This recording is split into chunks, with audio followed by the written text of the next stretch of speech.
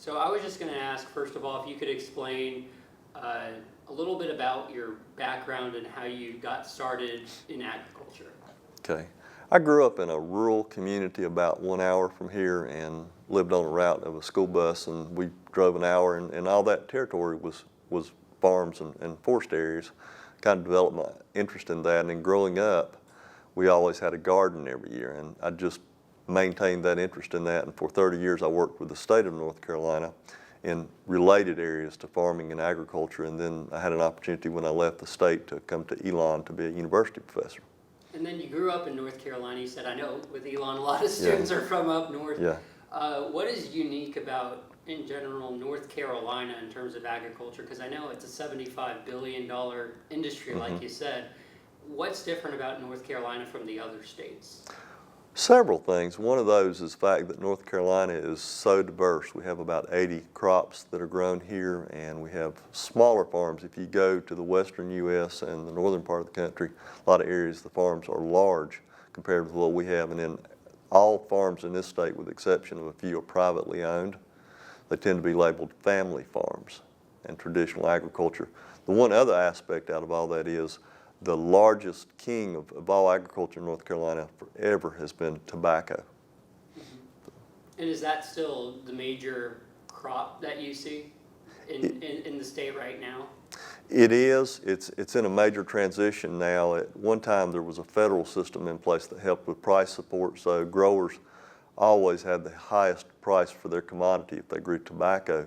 And now we're seeing a system that's about 12 years post that, and all payments that they used to receive are gone now. So every year there are a few less tobacco farmers, but North Carolina still does lead the southeast and the nation in tobacco as the top producer. And I remember when we went to Isley Farms, they talked about growing organic tobacco, which is kind of this weird topic to me. And then I heard, I forget her name, but she was saying how that's just to make it kind of sound a little bit healthy. And there's new techniques being done to try and make tobacco seem more healthy, I want to say, or more friendly. Do you see that new industry kind of taking off?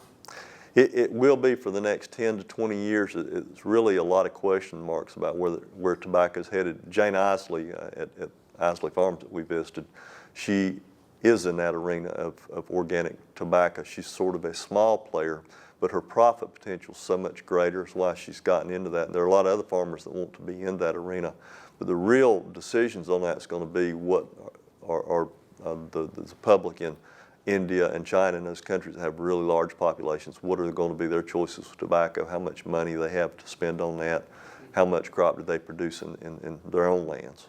And like Jane, you're a small farmer Right. too, so you understand all the different struggles and everything that it entails to kind of operate it.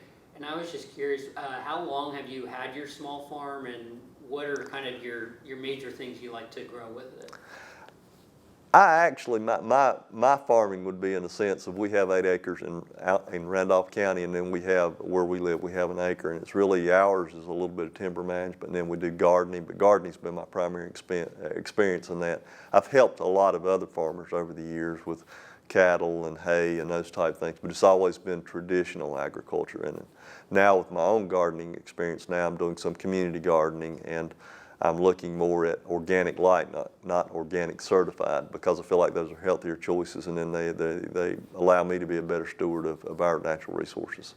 And how have you helped kind of teach this newer generation of farmers? I know with not just our class, but you talked about, I remember giving speeches or giving presentations to other small farms.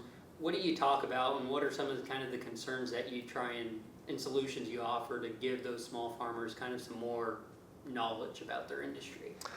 You know, farmers are extremely independent individuals, and when you work with them, there are all grades of interest and knowledge levels, and there are farmers that are at the end kind of their time of being tenders of the ground because they don't have children, they don't have family to take over those. And then there are other farmers that they operate in a manner where they have children that are prepared to go into the operation, and they're looking for a pretty bright future in it.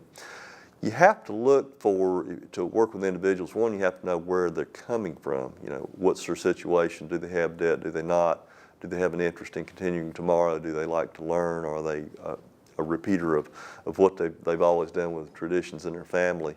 And then you have to find out where their interests are and then what they're willing to learn, to take on, if they're actually listening at all. And a lot of farmers nowadays that are making a good go of it, they're very progressive. A lot of them are college educated. And you really have to find out, one, what they have available to work with. You know, do they have a lot of land? Do they lease land? Do they own land? And then where they want to head, and then where the markets for technology, and then find some common ground. For some, that means, how do we transition our farm? We have several children. One wants to go into agriculture. How do we do that so that it doesn't all, when I pass away, go into the hands of the government through taxes, or it's not an affordable type operation, or do we expand it so all can participate? And then there are cost share programs to help with those, and then of course there's lots and lots of opportunities this day and time to learn through the internet, through the agencies like Cooperative Extension, Soil and Water Districts, and then pamphlets, just more resources probably than we've ever had in all of our lives. Are small farmers kind of more open to hearing that information than in the past? Because you talked about it, the people who are more traditional and grounded in their ways and don't really like to see much change. Has that kind of been a hard barrier to address with all this new technology emerging in farming? That's been part of it. When you talk about individuals like that, you can't characterize them all together and say there's one group that doesn't learn or one group that's willing to change. But as a general rule, if they're a small operation, they are newer. And if they're newer, they've just gotten into farming and agriculture, and they're trying to find out all that they can and learn a lot. And they'll, like all of us, they'll make a lot of mistakes when they first get in. And then there's some that will survive and they'll learn ways to be profitable, and then there's those that aren't. You know, it's very easy to go out and see a Jane Isley like we did as a class and look at what she has going on, and she's not a big farming operation. You see a lot of success, but we don't see the blood, sweat, and tears that she spread over time. We haven't seen the mistakes she's made. And then we're not, you know, we weren't there the one year when maybe she lost money, and another year when she made a lot of profit, and now we see her at a point where she's making a good go of it and making a reasonable salary.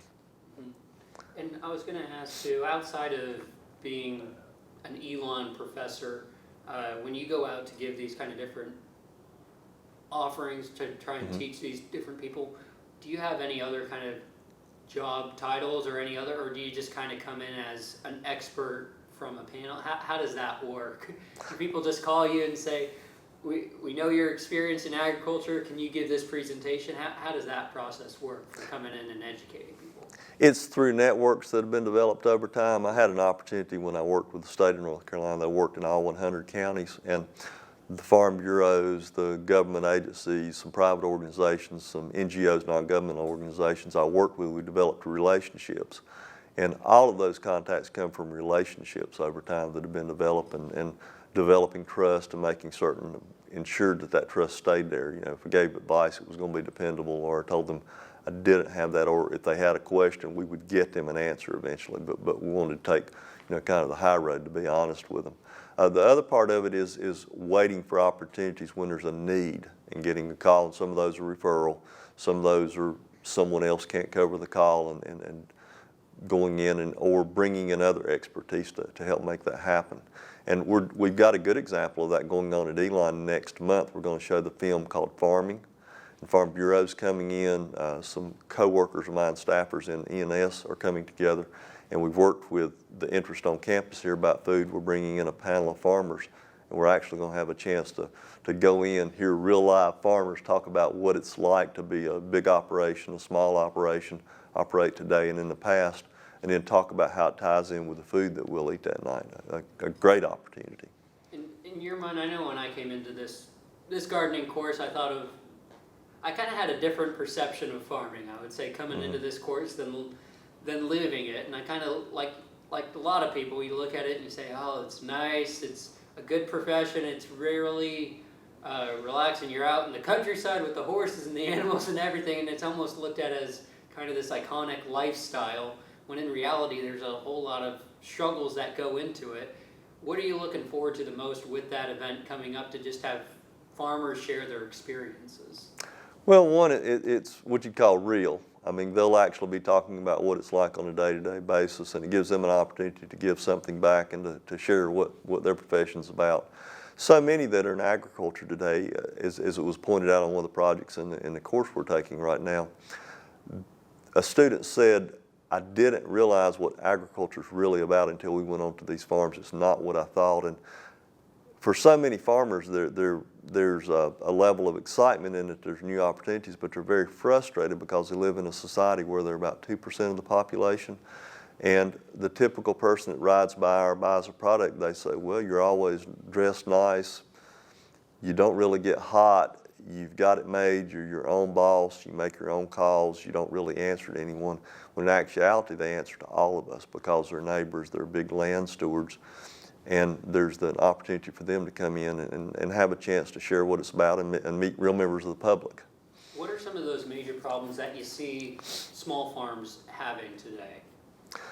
One example of where we're working on a farmland plan in an adjacent county, a farmer talked to me about the fact that he generates over $100,000 a year, and he gets to keep about 11% of that.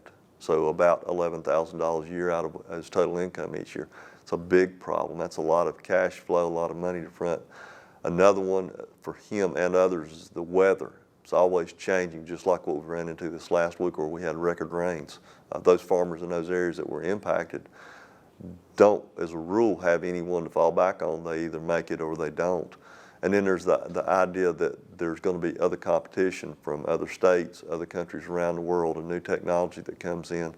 And there are so many factors for farming that are out of their control, but they all operate somewhat as individuals, and they bear the brunt. If they make a good profit, they can do that, and if they don't, then they're responsible for trying to make up next year for what they lose this year. It seems like there's an increased amount of revenue coming in, but a decrease in what you're actually netting. There's kind of this huge different margin, like the 100,000 to the 11,000, like you were saying. You're bringing in a lot of money, but you're not getting to keep as much of that. It's been so dramatic between how much you get and how much you keep. Well, part of it's inflation, and part of it is in recent years we've had really good crop years as a whole. The United States has not seen a time when we've been really hungry. As a population, there's always been accessible food. There are a lot of hands in the till to take out different components of. A farmer may get $1 for a crop that sells for $4 at the store in a finalized product, and that dollar will include all the cost that they have, or they may get a quarter out of that $4, but they don't have a lot of control most of the time over what they get as a really what's a wholesale product. And there's issues like if they have to purchase water, if they have to purchase fertilizer, those tend to go up over time, so all of their inputs increase. And they're really, as far as the operating costs, traditionally they don't go down. Sometimes they will with technology, but normally they do go up over time. And what is the government in North Carolina? I don't know if you could touch on the U.S. because that's wide range between different states, but in North Carolina, what efforts are being made to help those small farmers with those higher operation costs? There are several programs around. There are cost share programs to help put in best management practices to be better stewards of the environment. Sometimes, certain years, there'll be incentives to help with planting certain crops. The federal government sometimes has cost share programs. The issue with those is you get enrolled and there are a lot of commitments, some for up to a decade, that you have to continue to meet even after the funding's gone and the obligations. And farmers are in a situation where everything can be good this year and they borrow money or they're granted money to do something. But once again, they go back, what are consumer tastes going to be? What's the weather going to be? Are they going to be faced with a new disease, a new pest? So many inputs there that again, they don't really have any control over. And a program that's here today to help with costs may not be here tomorrow. So peanuts has been one of those. Some years there have been cost share, some years not. Cotton, tobacco once had inputs.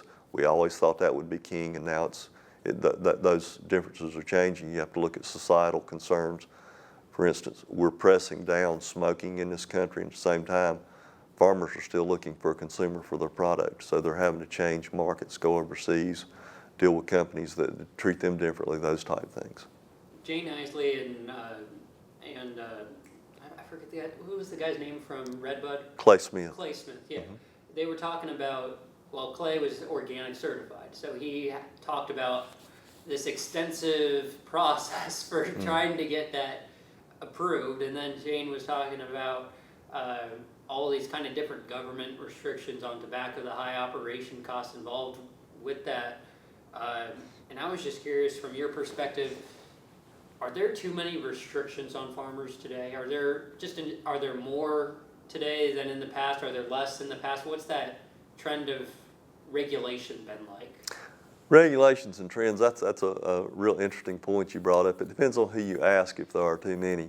A lot of government agencies, I think, would have a tendency to say there's not too many regulations. The typical farmer is going to tell you that there are.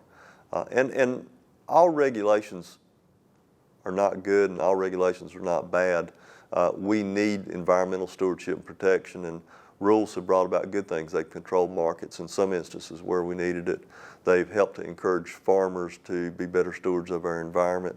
When we were at Jane Isley's farm, she talked about the fact she's put a lot of best management practices in, which means she's doing more for water quality today. She talked about the fact that she's preserved farmland and it will always be designated as a farm where she lives. Part of that happened because there are regulations that made Jane aware of the needs of more than just herself or the immediate land and her neighbors that she lives with. And as a result of that, to put those needs into place, rather than put a farmer like Jane out of business with new rules, the government typically has put cost share programs in place where they pick up 25, 50%, or 75% of the cost to make it affordable for her. She in turn can advertise herself as a better steward of the environment, and that's a good marketing approach. So she's taking care of the environment, she can make a little bit more money. She does have to put more risk on the line with her operation to spend those monies, and she has to make certain at some point she can make those back. So, you know, are regulations good or bad? It depends on who you ask, when you ask, and what the conditions are at the time. But there definitely are more regulations for farmers and landowners and all of us to contend with today than we had even a year ago. And there are more pests, there are more disease concerns, there's just more and more challenges to being a farmer today. And I think you said something important there. A lot of, you talk to a farmer, they're going to say there's too many restrictions, just the nature of it. And you talk to a person, there's not enough regulation, but it's important to say they're not, just because it's regulation, it's not all bad. I think that's something important that you mentioned there. And going off of that, I was going to ask, just kind of with regard to those cost share programs, is it kind of government almost donation, or how is the government benefiting from those as well? Okay, well the one we mentioned earlier was best management practices, where you put a physical practice in or change the way your operation, and you're actually decreasing the inputs into water quality. If you go back 50 years ago and look at the typical dairy operation, they were encouraged and a plan was drawn up for them to locate by a stream, because the easiest way to get rid of their animal waste was to push all the waste over into the stream. It would wash it away just like a commercial system would today. We would look at that today, that same system, and say, why would we have ever done that? The real challenge that we face is the fact that there aren't more farmers, there are more people competing for the same resources and putting more demands on the environment. So farmers are expected to, as with all of us, to be better actors, even if they were already in place before. And they're in a situation where their costs are increasing. They don't know what the weather's going to be. They don't know what the markets are going to be tomorrow. And so when the government, let's say a city has a water treatment plant and they see their water, it costs a whole lot less to put some cost share money out for a farmer to use to put best management practices in, as opposed to what it would cost to actually clean that water up when they were through. Much more efficient approach. We do the same thing with businesses and industry. We give them incentives when rules change. We give businesses money out of our taxpayers' collections to locate businesses here. We try to get businesses with the help to use less water, to treat all components of the environment better. So it's just one component that's been very, very cost effective, much less costly than to get typical industry to do the same thing. So yes, it's a cost, and yes, it's taxpayers' money, but yes, it's a good investment as well with a good return. And lots of new technology, new techniques that are being used today than in the past, like you were saying. With industrialization, what is the impact of the rise of large-scale farming? What has that had on kind of the smaller guys in the market? It's made it much more difficult for them to compete when the public is not looking at a large a large poultry operation compared to a small one, or a large tobacco operation compared to a small one. There's an economy of scale. And most of the small operations have found they've got to identify niches that the largest industries aren't competing in yet, or an area where it's just not feasible for a large operation to take on. And one of those has been organics, where they can produce foods that have less synthetic and man-made inputs, and in turn they can produce a product on a smaller scale that meets market demand for homeowners in this day and time. What behavior do consumers need to change in order to, do they just need to be more aware of the benefits of small-scale farming? Do they need to just change their mentality on farming? What do consumers need to do to promote lower-scale agriculture? Okay. You think back to our society, and we live at a time that really reaps the benefits of very inexpensive food, with about 10% of our income on average going towards the food we consume. And then we live in a society where we take a lot of it for granted with fast food and meals that can easily be prepared by putting them in a microwave or coming home and they're pre-ready, or we can go purchase meals, that type of thing, just readily available food. And in our society, we depend upon a food market that's based on 40% of the food being genetically modified or not organic, meaning that 4 out of every 10 meals, if we didn't have the fertilizers that are produced industrially, if we didn't have some of the other inputs, we wouldn't have those food choices. So that's the first one. We need a better or more educated consumer base. And conflicting against that's the fact that all of us are caught up in this digital age of decisions and lots of information that comes our way, lots to read, a lot of opinions floating around us every day, so many food choices that we really, if we want to help out the small farmer, we need to become a much more educated society, and we need to go back to a philosophy that was strong here until about the 1960s, and that's buy local. And if you will look around today, you'll see some of those campaigns. We also need to look at government regulation. We need to look at rules. We need to look at the farms around us and determine if we're good neighbors to help them to be in business. And if you talk to both conventional large farming and you talk to small farming operations, one of the biggest concerns they have are their neighbors. Are they doing something that would offend those neighbors? Are they doing something that would generate a lawsuit? Are they doing something where neighbors ride by and easily can throw their trash out the window or throw bottles out into a field, or they to harass their animals, or complaining about the operation, not realizing if they put too much pressure on the farm can go away and a development might come in, a parking lot, a road, that type thing. So we need to really be educated, and we need to look at a balanced society and where do we want our agriculture and how much agriculture we want and how much do we want to invest ourselves into supporting it.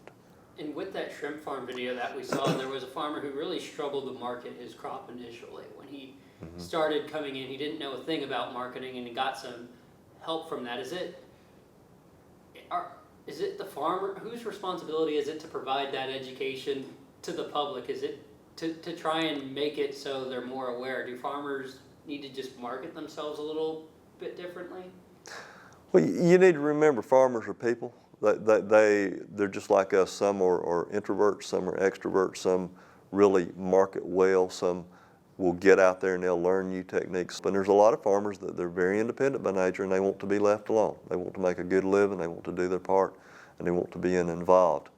And if you're the individual that takes advantage of the opportunities, and in this day and time we have more cost share programs, we have more technical assistance, we have more guides on the internet, we have more individuals to help them than we've ever had in all probably recorded mankind.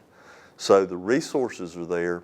As far as the responsibility goes, I guess that would depend on who you're asking. You know, there are always individuals that feel like that they need to be helped more, and there are those that want to be left alone, and those that just want their fair chance. And I think that that's where we'll find most farmers are at. They would like to have resources available and knowledge and helps, and at the same time they want to be able to operate a business and be successful with it and involve their family. I had two final questions for you because Okay. I know I'm asking you a lot Okay. right now, and I just wanted to wrap it up.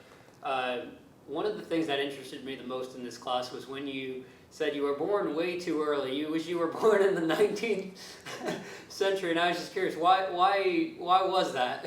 Because, you know, we all have our dreams of what the ideal society is, and I think look back to the early 1900s and 1800s, and there were a lot less rules, and we had a lot less people, and there were a lot less of complexities in the way we do things. And I think if you wanted to be a farmer, if you wanted to be a tinsmith, if you wanted to be a hooper making baskets, whatever you wanted to be, it was a much more simpler time, and it was easy to go into business. You didn't have to worry about permits. And your impacts, if they were positive, they probably did not go as far, but if you're negative, at the same time, there was not as much of a on the edge with the environment and with the economy and those type things. And it was just a simpler time to live, just as when you go to Old Salem or go to Williamsburg. And sometimes I do look at those, and I think I believe I would have fit in better at those times. Last question for you. Your main role right now is you're a professor teaching within the Environmental Services Department here, or Environmental Sciences Department at Elon. What do you find the most valuable as you're trying to educate students on all these different complexities in the marketplace now? What value do you have from being a teacher here? What value do I receive, or what value do I? You receive. What do you like the most about your job, essentially? You know, when I teach these classes, when I first came here, it was my first experience at a private institution. I had received all of my education in public institutions from high school to college, even graduate program. And I really did not know what to expect, and I wondered at that time why someone would go to or participate in a private institution. When I came here, I found there's a lot of students at Elon that really have a passion, and if they take the step to be enrolled in a course like this one, or if they're in environmental studies, because they care about it a lot, and they've been prepared somewhat to be here.